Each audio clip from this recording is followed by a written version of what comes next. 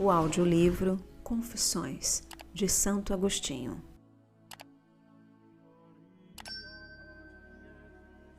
Livro 6º, capítulo 1, Esperanças. Ó minha esperança desde a minha juventude, onde estavas ou a que lugar te havias retirado? Acaso não foste tu quem me criou, diferenciando-me dos animais, fazendo-me mais sábio que as aves do céu? Mas eu caminhava por trevas e resvaladouros, e te buscava fora de mim, e não encontrava o Deus de meu coração. Caí nas profundezas do mar. Eu perdera a confiança e desesperava de encontrar a verdade. Minha mãe já viera a meu encontro, forte em sua piedade, seguindo-me por mar e por terra, confiando em ti em todos os perigos. Até na travessia do mar proceloso ela encorajava os marinheiros, os que costumam animar os navegadores inexperientes quando se perturbam. Garantia-lhes que chegariam a salvo ao fim da viagem, porque assim lhe tinhas prometido em visão. Encontrou-me em grave perigo, já sem esperança de buscar a verdade. Contudo, quando lhe disse que já não era maniqueísta, sem ser ainda católico, não pulou de alegria como quem ouve algo inesperado, pois já estava segura sobre aquele ponto de minha miséria, que a fazia chorar por mim como por um morto que haveria de ressuscitar. Oferecia-me continuamente a ti em pensamento, como sobre um esquife, para que dissesses ao filho da viúva: jovem, eu te digo, levanta-te, e seu filho revivesse, e volta-se a falar, e o entregasses à sua mãe. Nem se abalou seu coração com a alegria exagerada ao ouvir quanto já se havia cumprido daquele que com tantas lágrimas te suplicava todos os dias. Viu-me, senão na posse da verdade, já afastado do erro. E como estava certa de que me concederias o que faltava, pois lhe havias prometido a graça total, respondeu-me com muita calma e com o coração cheio de confiança que esperava em Cristo que antes de sair desta vida me havia de ver católico. Foi o que me disse, mas diante de ti, ó fonte das misericórdias, redobrava súplicas e lágrimas para que apressasses teu auxílio e aclarasses minhas trevas. Ia com maior solicitude à igreja para ficar suspensa dos lábios de Ambrósio, como da fonte de água viva que jorra para a vida eterna. Minha mãe amava este varão como a um anjo de Deus, pois sabia que fora ele quem me fizera mergulhar naquela dúvida, pela qual antevia, segura, que eu haveria de passar da enfermidade pela saúde, depois de um perigo mais grave que os médicos chamam de crítico. Capítulo 2 – Obediência de Mônica. Assim, um dia, como costumava na África, levou papas, pão e vinho puro à sepultura dos mártires, mas o porteiro não quis permitir suas ofertas. Quando soube que essa proibição vinha do bispo, resignou-se tão piedosamente e obedientemente que eu mesmo me admirei de quão facilmente passasse a condenar o hábito e não a criticar a proibição de Ambrósio. É que seu espírito não era dominado pela embriaguez, nem o amor do vinho a incitava ao ódio da verdade, como acontece a muitos homens e mulheres que, ao ouvir o cântico da sobriedade, sentem a mesma repulsa que os ébrios diante de um copo d'água. Mas ela, ao trazer as cestas com as oferendas usuais para serem provadas e repartidas, não bebia mais que um pequeno copo de vinho, temperado segundo o seu paladar bastante sóbrio e condizente com sua dignidade. E se eram muitos os sepulcros que deviam honrar desse modo, levava sempre o mesmo copo, usando-o para todos, de modo que o vinho não só estava muito aguado, mas até quente. Dividia-o em pequenos tragos com as pessoas presentes, porque buscava a piedade e não o prazer. Tão logo, porém, soube que o ilustre pregador e mestre à verdade proibira tal costume, mesmo para os que o praticavam sobriamente, para não dar aos ébrios aso de se embriagarem, e porque essa espécie de parentales, abre parênteses, festas pagãs que se celebravam de 13 a 21 de fevereiro, consagradas especialmente aos deuses lares, fecha parênteses. Era muito semelhante à superstição dos pagãos. Ela se absteve de muito boa vontade. No lugar da cesta cheia de frutos da terra, aprendeu a levar ao túmulo dos mártires um coração cheio de puros desejos, dando o que podia aos pobres. Celebrava assim a comunhão com o corpo do Senhor, cuja paixão serviu de modelo aos mártires em seu sacrifício e coroação. Mas parece-me, meu Senhor e meu Deus, e assim o crê meu coração em toda a sua presença, que minha mãe não teria abdicado tão facilmente desse costume que todavia era necessário cortar, se outro a quem não amasse tanto como a Ambrósio tivesse proibido. De fato, ela o estimava muito por ter me salvado, e ele a tinha em grande estima pela religiosidade e solicitude com que frequentava a igreja na prática das boas obras. Por isso, muitas vezes, quando me encontrava com ele, irrompia em louvores à minha mãe e me felicitava por ser seu filho. Ignorava o filho que ela tinha em mim, filho que duvidava de tudo e julgava impossível achar o caminho da vida.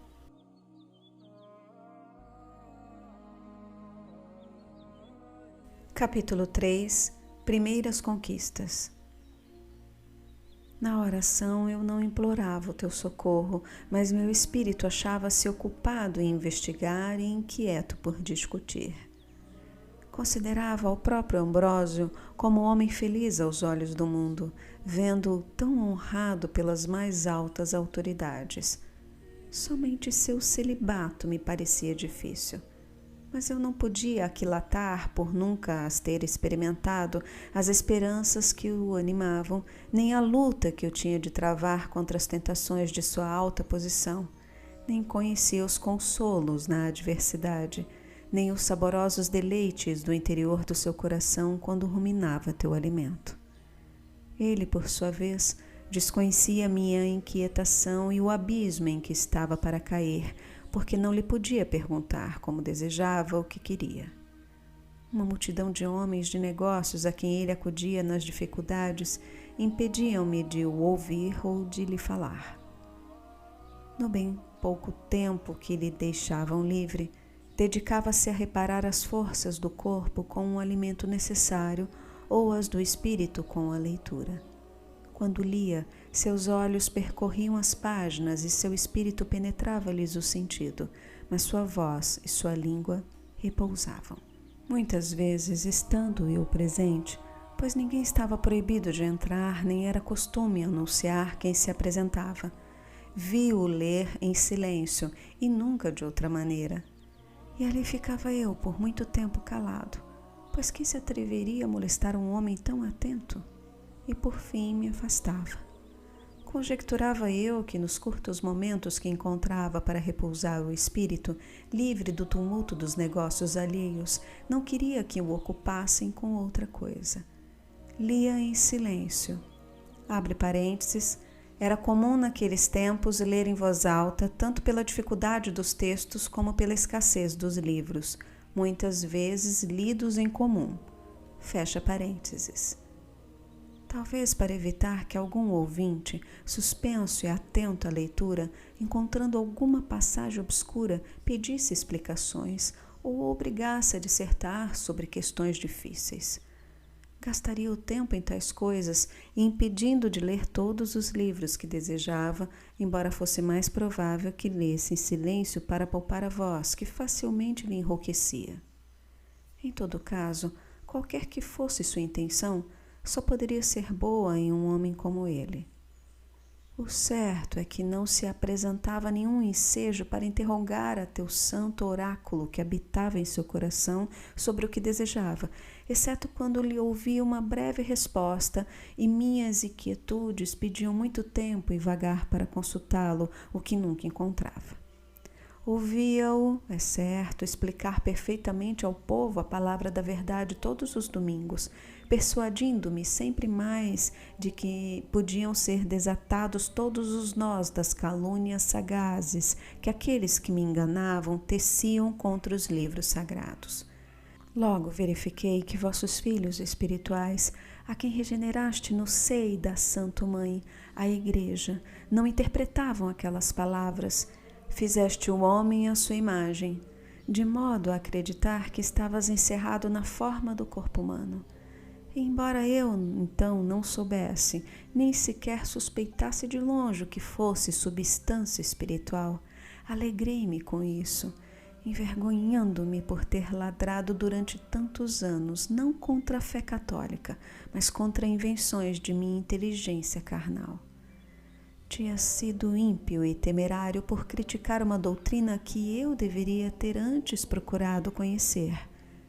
Mas tu, que estás ao mesmo tempo tão alto e tão perto de nós, tão escondido e tão presente, tu que não tens membros maiores nem menores, que estás inteiro em toda parte sem estar todo em nenhum lugar, certamente não tens nossa forma corpórea.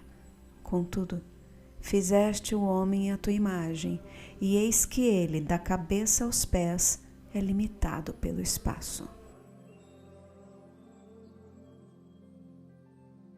Capítulo 4. O espírito da letra. Não compreendendo como poderia se espelhar em tua imagem ao homem, eu deveria bater a porta, perguntando-te que modo deveria entender essa crença, em lugar de me opor insolentemente como se ela fosse o que eu imaginava.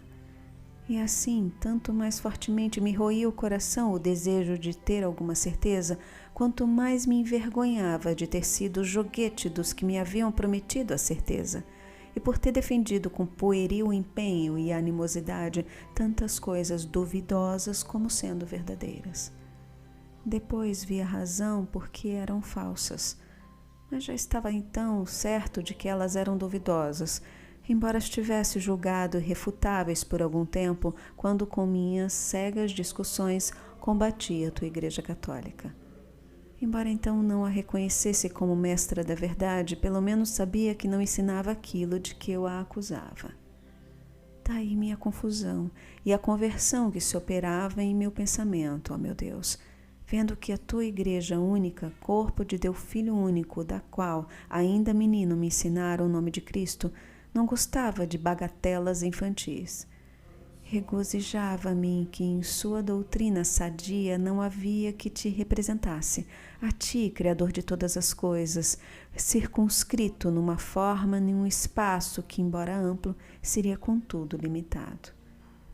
Também me alegrava de que as antigas escrituras da lei e os profetas já não me fossem propostas na interpretação anterior, em que me pareciam absurdas, quando eu acusava teus santos de pensamentos que nunca haviam tido. Alegrava-me ouvir a Ambrósio dizer muitas vezes em seus sermões ao povo, recomendando com muito zelo a verdade: a letra mata e o espírito vivifica. E levantando o véu místico, revelava-me o significado espiritual de passagens que, segundo a letra, pareciam ensinar um erro. Nada dizia que me chocasse, embora eu ainda ignorasse se ele dizia a verdade. Abstinha-se meu coração de aderir a qualquer doutrina, temendo cair em um precipício, mas esta suspensão matava-me muito mais, porque seria estar tão certo das coisas que não via como estava de que 7 e 3 são 10. Eu não estava tão louco para pensar que a inteligência alcançaria tal evidência, mas assim como entendia isso, queria entender igualmente as outras verdades, quer fossem materiais, que não tinha presentes a meus sentidos, quer espirituais, nas quais não sabia pensar senão de modo material. É verdade que poderia sarar pela crença e assim, purificado pela fé, o olhar de meu espírito pudesse dirigir-se de algum modo à tua verdade, sempre imutável e indefectível. Mas como soe acontecer a quem caiu nas mãos de um médico ruim e que depois receia as mãos de um bom, assim me sucedia quanto à saúde de minha alma, que não podendo sarar senão pela fé, recusava-se a sarar por temor de crer novamente em falsidades. Minha alma resistia às tuas mãos, ó meu Deus, que preparaste o remédio da fé e o derramaste sobre as enfermidades da terra, dando-lhe tanta autoridade e eficácia.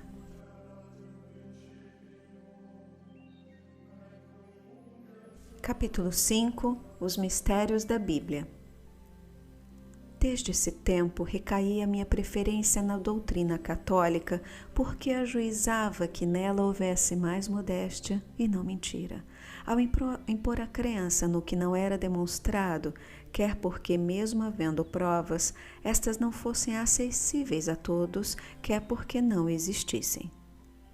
Diferente do que ocorria entre os maniqueus, que desprezavam a fé e prometiam com temerária arrogância a ciência, para depois nos obrigarem a acreditar em uma infinidade de fábulas completamente absurdas e impossíveis de demonstrar.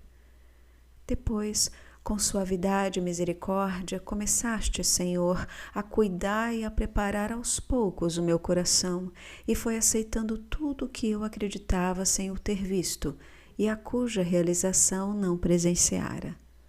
Tantos fatos da história dos povos, tantas notícias sobre lugares e cidades que não vira, tudo o que aceitava acreditando em amigos, em médicos, em outras pessoas que, se não as acreditássemos, não poderíamos dar um passo na vida. E, sobretudo, que fé inabalável eu tinha em ser filho de meus pais, coisa que não poderia saber sem prestar fé no que ouvia. Então me convenceste de que os dignos de censura não são os que acreditam em teus livros, cuja autoridade estabelece entre quase todos os povos, mas o que não creem neles. E eu não devia dar ouvidos aos que talvez me dissessem: como sabes que esses livros foram dados aos homens pelo Espírito de Deus único e verdadeiro? Ora, era precisamente isto que eu devia crer, porque nenhuma objeção caluniosa ou agressiva das que eu havia lido nos escritos contraditórios dos filósofos nunca conseguiram arrancar-me a certeza de tua existência, embora ignorasse o que eras, e a certeza de que o governo das coisas humanas está em tuas mãos. Eu acreditava nisso, ora mais fortemente, ora mais frouxamente, mas em tua existência, que cuidava do gênero humano, sempre acreditei, embora ignorasse a natureza, ou qual o caminho que nos conduz ou reconduz a ti. Por isso, persuadido de nossa impotência para achar a verdade só por meio da razão, e que para isso nos é necessária a autoridade das Sagradas Escrituras, comecei a crer que nunca terias conferido tal soberana autoridade a essas escrituras em todo o mundo, se não quiséssemos que crêssemos e te buscássemos por elas. Sobre os mistérios em que costumava tropeçar e que ouvira explicar muitas vezes de modo aceitável, eu os atribuí à sua profundidade, parecendo-me a autoridade das Escrituras tanto mais venerável e digna da fé sacrossanta, quando da leitura fácil para todos. E ela reserva, porém, a uma percepção mais aguda a majestade de seu mistério. Pela clareza da linguagem e sua simplicidade do estilo, ela se abre a todos e, no entanto, estimula a reflexão dos que não são levianos de coração. Recebe a todos em seu vasto seio, mas não deixa ir a ti por caminhos estreitos, senão um pequeno número. Muito mais, porém, do que seriam se ela não tivesse essa elevada autoridade e não atraísse as turbas do regaço de sua santa humildade. Pensava eu nessas coisas e me assistias. Suspirava e me ouvias. Vacilava e me governavas. Seguia pela via larga do mundo e não me abandonavas.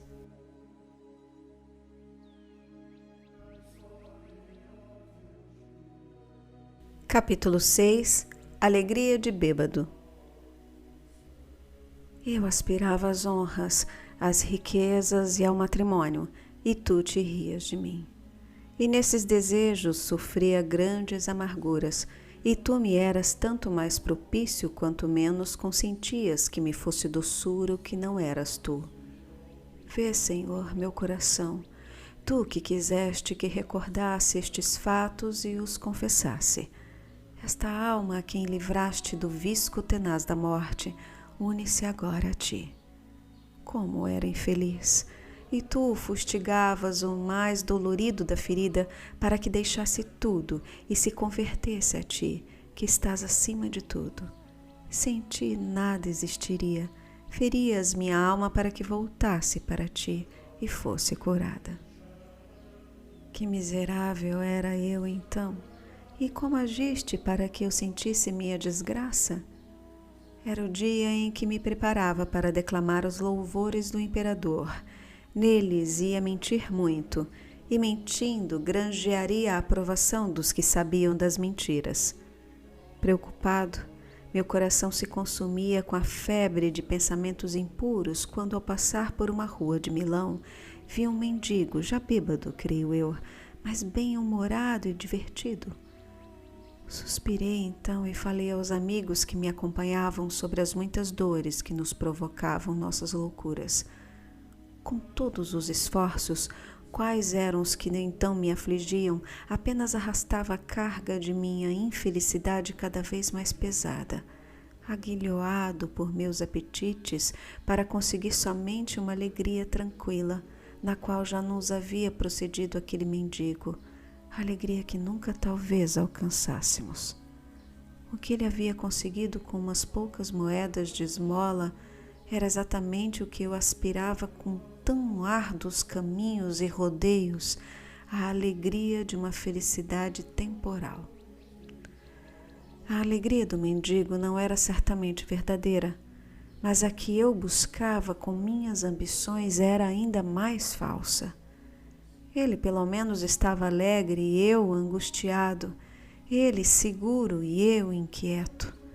Se alguém me perguntasse se preferia estar alegre ou triste, eu responderia alegre, mas se me perguntassem novamente se queria ser como aquele mendigo ou ser como eu era, sem dúvida escolheria a mim mesmo, embora cheio de cuidados e de temores. Mas isto eu faria por maldade ou com razão? Eu não devia preferir-me ao mendigo por ser mais culto, pois a ciência para mim não era fonte de felicidade, mas apenas um meio de agradar aos homens e não instruí-los. Por isso, Senhor, quebravas meus ossos com a vara de tua disciplina. Longe de minha alma os que dizem: importa levar em conta a causa da alegria, o mendigo se alegra com a embriaguez e tu com a glória. Que glória, Senhor, com a que não está em ti?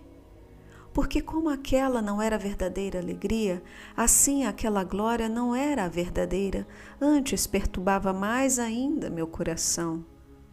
O ébrio, naquela mesma noite, curaria sua embriaguez, enquanto eu já dormia com a minha, e me levantara com ela, e me tornaria a dormir e a levantar com ela, e tu sabes quantos dias. Importa, é certo, conhecer os motivos da alegria de cada um. Eu sei, e a alegria da esperança fiel dista infinitamente daquela vaidade.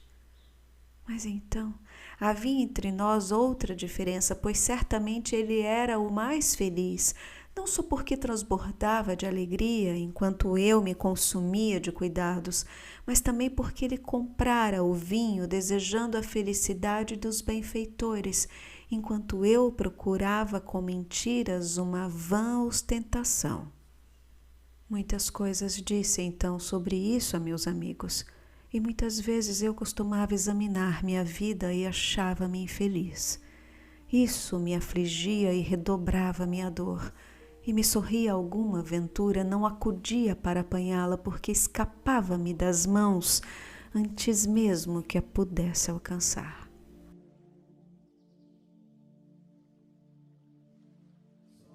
Capítulo 7. Alípio. Os que convivíamos em boa amizade lamentávamos estas coisas, mas de modo especial e muito intimamente eu falava com Alípio e Nebrídio. Alípio, como eu, era do município de Tagaste, nascido de uma das melhores famílias da cidade. Era mais jovem do que eu, pois havia sido meu discípulo quando comecei a ensinar em nossa cidade e depois em Cartago. Ele me queria muito por eu lhe parecer bom e douto, e eu o apreciava por sua grande inclinação à virtude que já se manifestava em tenra idade. Contudo, o abismo dos costumes cartagineses, onde ferve o gosto aos espetáculos frívolos, engolfara-o na loucura dos jogos circenses. Alípio revolvia-se miseravelmente nesse abismo na época em que eu ensinava retórica na escola pública, mas ele não me tinha como mestre por causa de uma desavença que surgira entre mim e seu pai. Eu sabia que Alípio amava morbidamente o circo, e isso muito me angustiava, por me parecer que se iam se perder se já não estivessem magníficas esperanças. Mas não achava meios de alertá-lo e repreendê-lo nem pela amizade nem pelo magistério, pois julgava que tinha sobre mim a mesma opinião que seu pai. Mas não era assim. Pondo de parte a vontade paterna sobre isso, começou a me cumprimentar, comparecia à minha aula, ouvia-me um pouco e logo se retirava. Eu já me esquecera de alertá-lo para não desperdiçar seu talento tão precioso com aquele cego e apaixonado gosto por jogos fúteis. Mas tu, Senhor, que governas o que criaste, não te esqueceste de que Alípio deveria ser ministro de teus sacramentos entre teus filhos, e para que fosse atribuída claramente a ti a sua emenda, a realizaste por meu intermédio, mas sem que eu o soubesse. Um dia, estando sentado ao lugar de costume, diante de meus discípulos, veio Alípio, saudou-me, sentou-se, atento ao assunto de que eu tratara. Por acaso trazia eu nas mãos uma lição, para melhor expô-la e tornar mais clara e agradável sua explicação, pareceu-me oportuno fazer uma comparação com os jogos circenses, com mordaz sarcasmo aos escravos dessa loucura. Mas tu sabes, Senhor, que eu então não pensei em curar Alípio dessa peste. Todavia tomou para si minhas palavras, acreditando que eu só dissera por sua causa. Qualquer outro tomaria isso com desgosto, mas ele, jovem e virtuoso, tomou-o como causa para censurar a si próprio e para me estimar ainda mais. Já havias dito outrora e escrito em teus livros: corrige o sábio e ele te amará. Eu não o repreenderia, mas tu, servindo-te de todos, quer eles o saibam ou quer não, de acordo com a justa ordem que conheces, fizeste de meu coração e de minha língua carvões abrasadores, para cauterizar e curar aquela alma tão promissora, mas pervertida. Senhor, cale teus louvores quem não percebe tuas misericórdias, que eu te confesso do mais íntimo de meu ser. Depois de ouvidas minhas palavras, Alípio saiu daquele fosso profundo onde gostosamente se enterrara, cegando-se com o torpe prazer, e sacudiu sua alma com a corajosa temperança, afastando de si todas as imundícies de jogos circenses, para onde nunca mais voltou. Depois venceu a resistência paterna para me escolher como mestre, e seu pai cedeu e consentiu. Voltando a ser meu discípulo, foi envolvido comigo na superstição dos maniqueus, apreciando neles aquela ostentação de continência que ele julgava legítima e sincera. Na verdade, porém, era um desvario sedutor, um laço onde caíam almas preciosas, ainda incapazes de avaliar a sublimidade da virtude e por isso mesmo vítimas fáceis da aparência que mascara uma virtude hipócrita e fingida.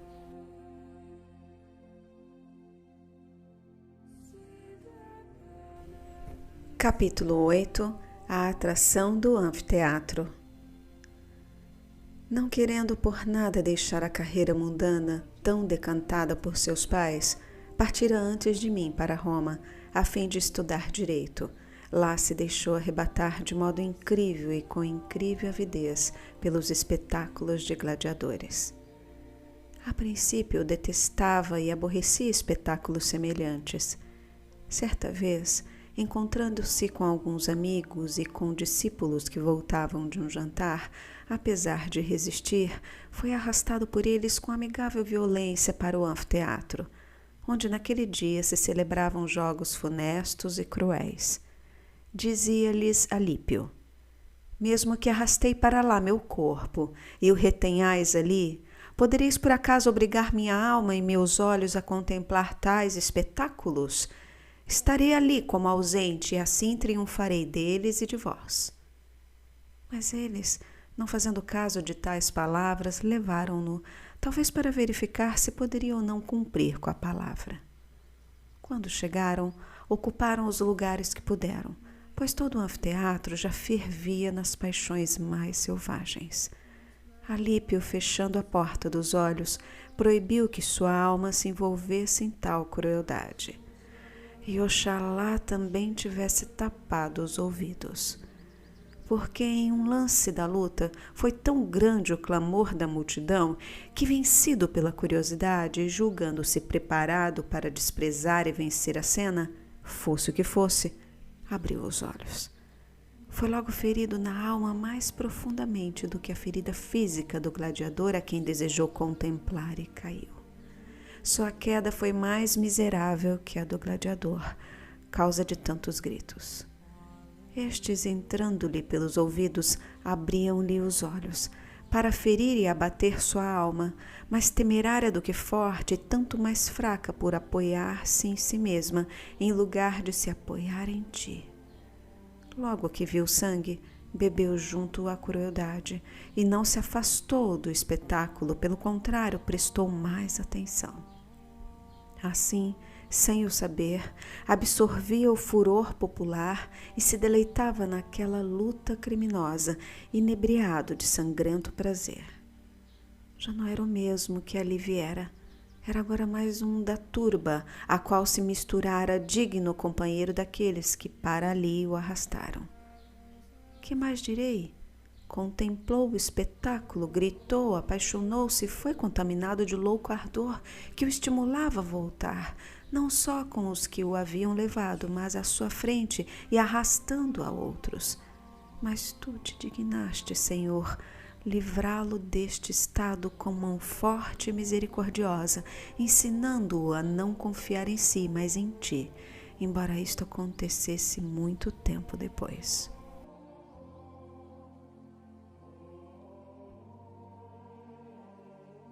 Capítulo 9. Alípio, ladrão a contragosto. Contudo, essa aventura gravara-se em sua memória como remédio para o futuro. O mesmo ocorreu com outro fato quando ainda era estudante em Cartago e seguia meus cursos. Era meio-dia. Alípio estava repassando uma declamação, segundo o costume dos estudantes, quando foi preso como ladrão pelos guardas do foro. Sem dúvida o permitiste, meu Deus, apenas para que esse jovem tão grande no futuro começasse já a aprender que ao julgar outrem ninguém deve condenar ninguém levianamente e com temerária credulidade. Alípio, pois, passeava diante do tribunal sozinho com as tábuas e o estilete, quando um jovem estudante, o verdadeiro ladrão, levando escondido um machado sem que Alípio o percebesse, entrou pelas grades que rodeiam a Rua dos Banqueiros e se pôs a cortar o seu chumbo. Ao ruído dos golpes, os banqueiros que estavam embaixo alvoroçaram-se e chamaram gente para prender o ladrão, fosse quem fosse. Mas este, ouvindo o vozerio, fugiu depressa, abandonando o machado para não ser preso com ele. Ora, Alípio, que não o vira entrar, viu-o sair e fugir precipitadamente. Curioso, porém, para saber a causa, entrou no lugar. Encontrou o machado e se pôs a admirá-lo e examiná-lo. Bem nessa hora chegaram os guardas dos banqueiros. e o surpreendem sozinho, empunhando o machado, a cujos golpes alarmados haviam acudido.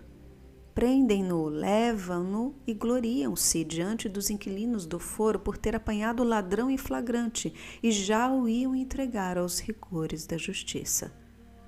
Mas a lição devia ficar por aqui, Senhor, porque imediatamente saíste em socorro de sua inocência, da qual eras única testemunha.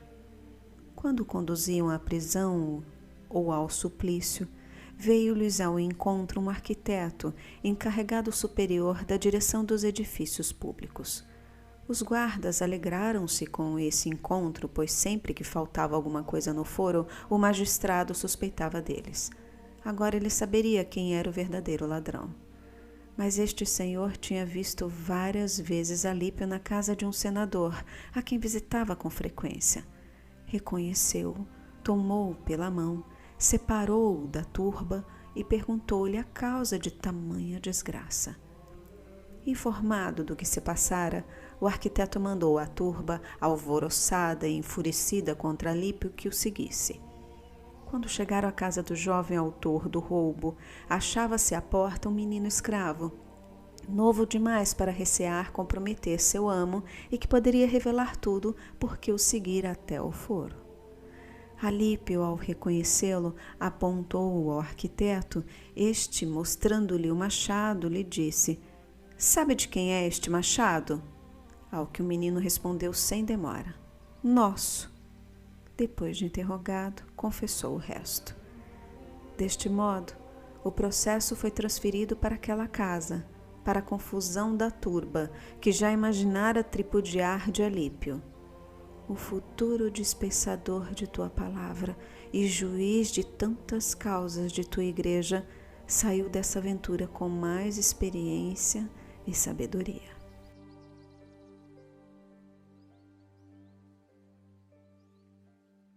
Capítulo 10. Os três amigos. Encontrei Alípio em Roma, onde se uniu a mim com um vínculo de amizade tão estreito que foi comigo para Milão, tanto para evitar nosso afastamento como para exercer o direito, embora mais para agradar aos pais do que por vontade própria. Já por 3 vezes fora assessor, sempre com admirável lisura, e ficando ele mais admirado ainda de que juízes preferissem o dinheiro à inocência. Ficou provada a integridade do seu caráter, não só contra os atrativos da cobiça, mas também contra o aguilhão do medo. Em Roma era assessor do tesoureiro das finanças da Itália. Havia nesse tempo um senador poderosíssimo, a quem estavam sujeitos muitos clientes, uns por benefícios, outros por terror. Segundo o costume dos poderosos, este senador tentou fazer não sei que coisa era proibida pelas leis, e Alípio se lhe opôs. A tentativa de corrompê-lo, Alípio reconheceu com um riso. Zombou das ameaças que aquele lhe dirigiu, causando admiração geral pela rara qualidade de sua alma, que não desejava amizade nem temia a inimizade de um homem tão poderoso, conhecido por seus inúmeros meios de prestar favores ou de prejudicar. Até o próprio juiz, de que Alípio era assessor, embora se opusesse também, não o fazia abertamente, responsabilizando Alípio, que dizia ele não lhe permitia fazer o que desejava, porque se a cedesse, e era verdade, demitir-se-ia imediatamente. Alípio quase se deixara seduzir pelo amor às letras, mandando copiar códigos segundo a tarifa paga aos trabalhos para o Estado, porém, consultando a justiça, inclinou-se pelo melhor, preferindo a integridade, que lhe proibia esta ação ao poder que lhe permitia. Isso é fato pequeno, mas o que é fiel no pouco também o é no muito, e de modo nenhum podem ser vãs aquelas palavras saídas da boca de tua verdade. Se não fordes fiéis nas riquezas injustas, quem vos confiará as verdadeiras? E se não as alheias não fordes fiéis, quem vos dará o que é vosso?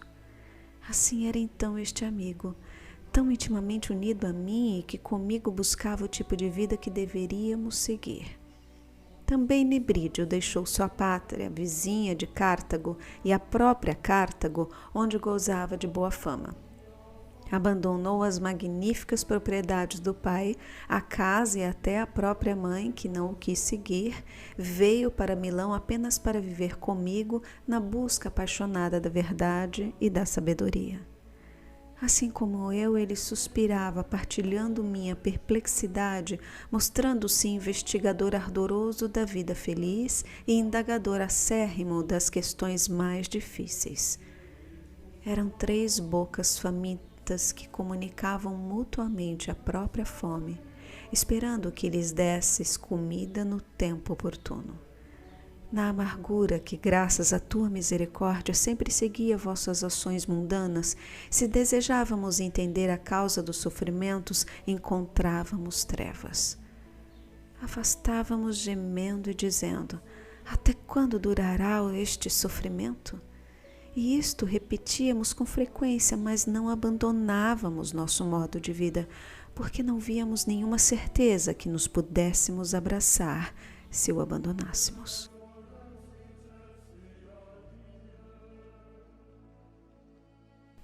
Capítulo 11. Entre Deus e o mundo.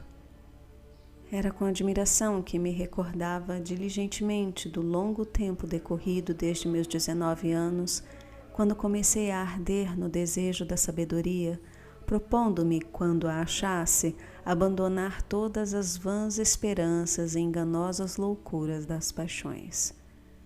Chegado, porém, aos 30 anos, ainda continuava preso ao mesmo lodaçal, ávido de gozar dos bens presentes que me fugiam e me dissipavam. Entretanto, dizia: amanhã hei de encontrá-la. A verdade aparecerá clara e a abraçarei.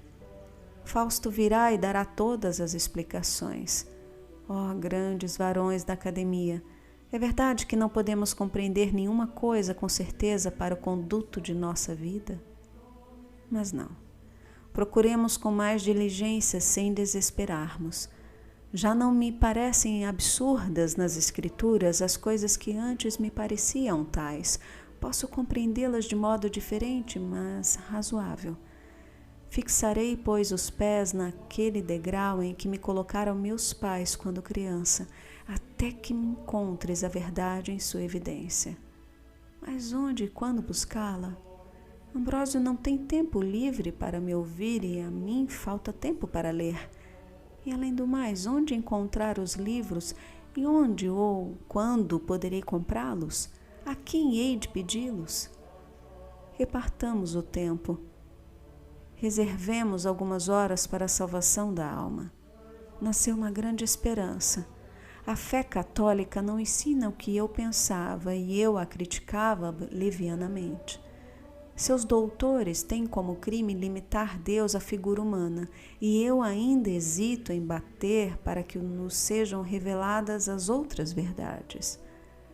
As horas da manhã eu dedico aos alunos, mas que faço das outras? Por que não as consagro a essa busca? Mas quando então visitar os amigos poderosos de cujos favores necessito? Quando preparar as lições que os alunos me pagam? Quando reparar as forças do espírito descansando em algo aprazível? Perca-se tudo. Deixemos essas coisas vãs e fúteis. Entreguemo-nos por completo à busca da verdade. A vida é miserável, a hora da morte é incerta. Se esta surpreender de repente, em que estado sairei do mundo? E onde aprenderei o que deixei de aprender aqui? Não serei antes castigado por essa negligência? Mas se a própria morte cortar e pôr o fim a todo cuidado e sentimento, também seria conveniente investigar este ponto. Mas afastemos tais pensamentos. Não é por acaso, nem é em vão que se difunde por todo o mundo a fé cristã com grande prestígio. Deus jamais teria criado tantas e tais coisas por nós, se com a morte do corpo terminasse também a vida da alma. Por que hesitar, pois, em abandonar as esperanças do mundo para me consagrar à busca de Deus e da bem-aventurança? Mas espere um pouco. Os bens mundanos também têm seus deleites que não são pequenos. Não devo deixá-los sem pensar, seria feio ter de volta eles. Eis-me prestes a conseguir um cargo de honra. Que mais posso desejar? Tenho uma multidão de amigos poderosos. Sem me apressar muito, poderia obter no mínimo uma presidência. Poderia então casar-me com uma mulher de alguma fortuna para que meus gastos não fossem muito pesados. Aqui estariam os limites de meus pensamentos. Muitos homens grandes e dignos de imitação, apesar de casados, dedicaram-se ao estudo da sabedoria. Enquanto assim pensava, e os ventos cambiantes impeliam meu coração de um lado para o outro, o tempo passava e eu retardava minha conversão ao Senhor. Adiava de dia para dia o viver em ti, morrendo todavia todos os dias em mim mesmo. Amando a vida feliz, temia buscá-la em sua morada, procurava-a fugindo dela. Pensava que seria muito desgraçado se me viesse privado das carícias da mulher. Não pensava ainda no remédio de tua misericórdia que cura esta enfermidade, porque ninguém o havia experimentado. Julgava que a continência fosse obra de nossa própria força que eu pensava não ter. Eu era bastante nécio para ignorar que ninguém, como está escrito, é casto sem que tu lhes dê a força. Essa força certamente me darias se eu ferisse teus ouvidos com os gemidos de minha alma e com fé firme lançasse em ti meus cuidados.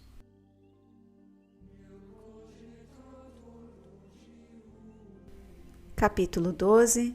Casar ou não?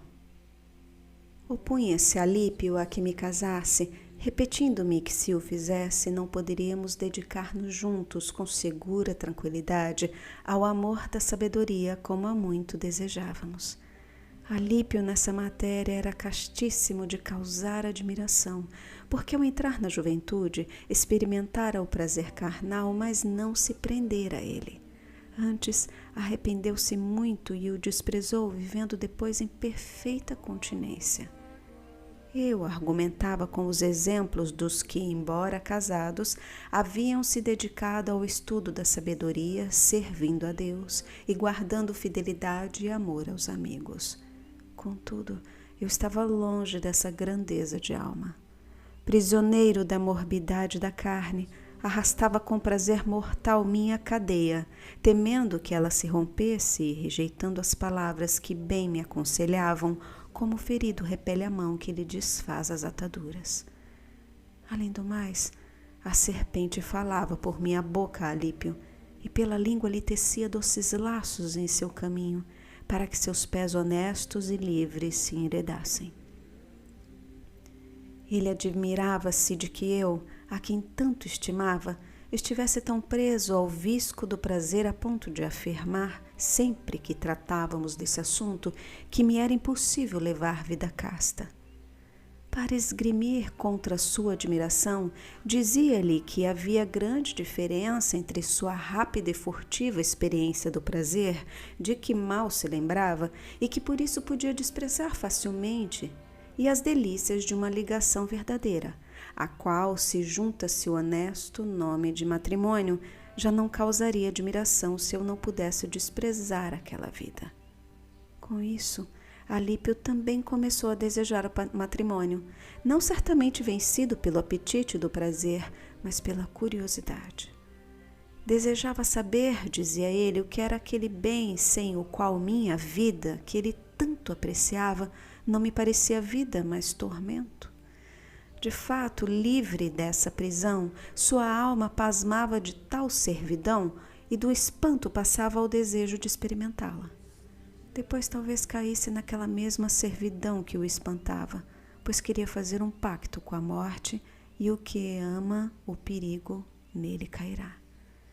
Certamente que nem ele, nem eu tínhamos grande interesse no que há de bonito e honesto no matrimônio, como a direção da família e a educação dos filhos. Mas o que me mantinha preso e com fortes tormentos era o hábito de saciar minha insaciável concupiscência, e a ele era a admiração que o arrastava para o mesmo cativeiro. Assim éramos, Senhor, até que tu, ó Altíssimo, que não desamparas nosso lodo, compassivo por caminhos maravilhosos e ocultos, viestes em socorro destes infelizes.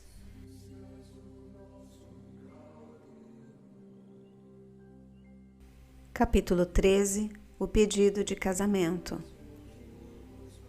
Instavam solicitamente comigo para que me casasse.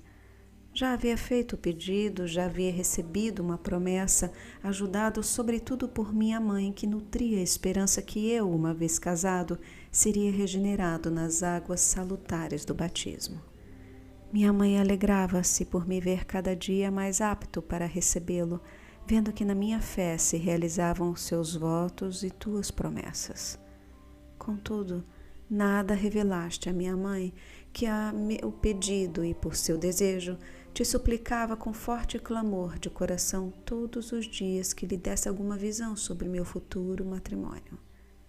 Vi assim algumas coisas vãs e fantásticas que o espírito humano engendra quando preocupado. Ela me relatava sem a confiança que costumava dar às visões que lhes enviavas, mas com desprezo. Dizia que distinguia por um vago discernimento que não podia explicar com palavras a diferença que havia entre tuas revelações e os sonhos de sua alma. Contudo, insistia no matrimônio e pediu-se a mão de uma jovem a que ainda faltavam 2 anos para ser núbio. Abre parênteses, em todo o Império Romano era a idade de 12 anos, fecha parênteses. Mas como ela agradava, era preciso esperar.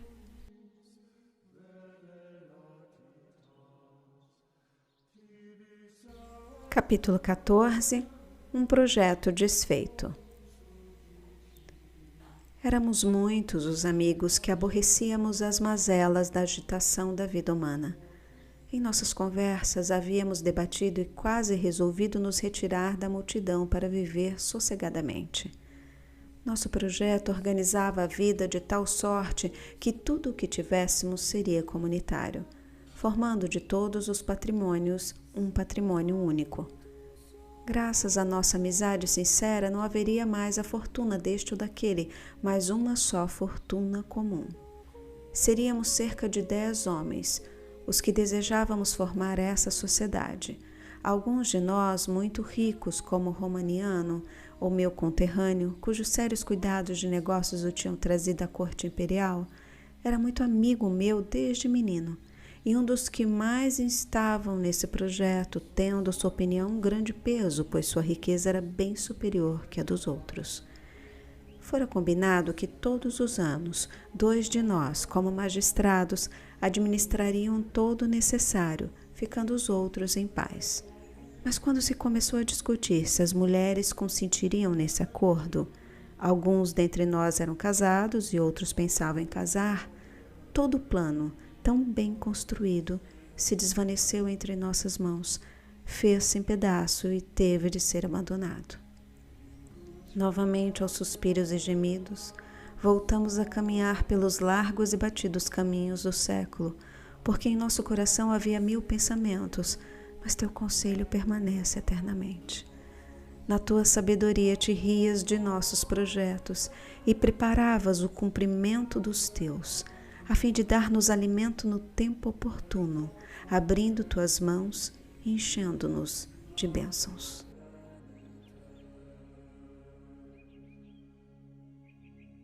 Capítulo 15.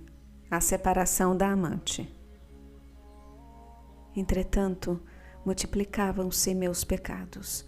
Quando arrancaram do meu lado, por ser impedido ao meu matrimônio, aquela com quem partilhava o leito, meu coração ao qual ela estava unida ficou ferido e sangrando. Ela, por sua vez, voltando para a África, fez-te voto, Senhor, de jamais conhecer outro homem, deixando comigo o filho natural que dela tivera. Mas eu, desgraçado, fui incapaz de imitar aquela mulher. Estava impaciente pelo prazo de 2 anos que deveria transcorrer até receber por esposa aquela que pedira em casamento. E porque eu não era amante do matrimônio, mas escravo da sensualidade, procurei, pois, outra mulher, não como esposa, mas para alimentar e manter íntegra ou agravada a doença da minha alma, sob a tutela do mau hábito, até que contraísse matrimônio. Mas nem por isso sarava a chaga causada pela separação da primeira mulher. Mas depois de ardor e sofrimento agudíssimos, começava a se corromper, doendo tanto mais desesperadamente quanto mais fria se tornava.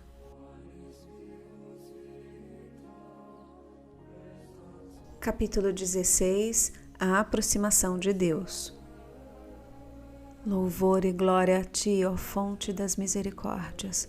Eu me tornava cada vez mais miserável e tu te aproximavas cada vez mais de mim. Já estava junto de mim a tua destra para me arrancar do lodo dos meus vícios e em purificar, e eu não sabia. Mas nada havia que me fizesse sair do profundo abismo dos prazeres carnais, a não ser o medo da morte e de teu juízo futuro, que jamais saiu do meu peito através das várias doutrinas que segui. Discutia com meus amigos Alípio e Nebrídio sobre o bem e o mal finais. Facilmente meu juízo teria dado a palma a Epícoro se eu não acreditasse na imortalidade da alma e do julgamento de nossos atos, coisas em que Epícoro nunca acreditou. E eu perguntava: se fôssemos imortais e vivêssemos em perpétuo gozo sensorial, sem temor algum de perdê-lo, não seríamos felizes? Que mais poderíamos desejar? Ignorava eu que isto era fruto de uma grande miséria. Não podia, tão imerso no vício e cego como estava, imaginar a luz da virtude e uma beleza invisível aos olhos da carne e somente visível das profundezas da alma. Na minha miséria, não indagava de que fonte provinha esse grande gosto em conversar com os meus amigos, por maior que fosse a abundância dos prazeres carnais, segundo a ideia que eu tinha então. Eu amava meus amigos desinteressadamente e também sentia que eles me amavam com o mesmo desinteresse. Ó caminhos tortuosos! Ai da minha alma temerária que, afastando-se de ti, esperava achar algo melhor. Dá voltas e mais voltas para todos os lados, mas tudo lhe é duro, porque só tu és seu descanso. Mas eis que estás presente e nos livras de nossos miseráveis erros e nos pões em teu caminho e nos consolas dizendo: correi que eu vos levarei e conduzirei ao termo, e aí serei vosso sustento.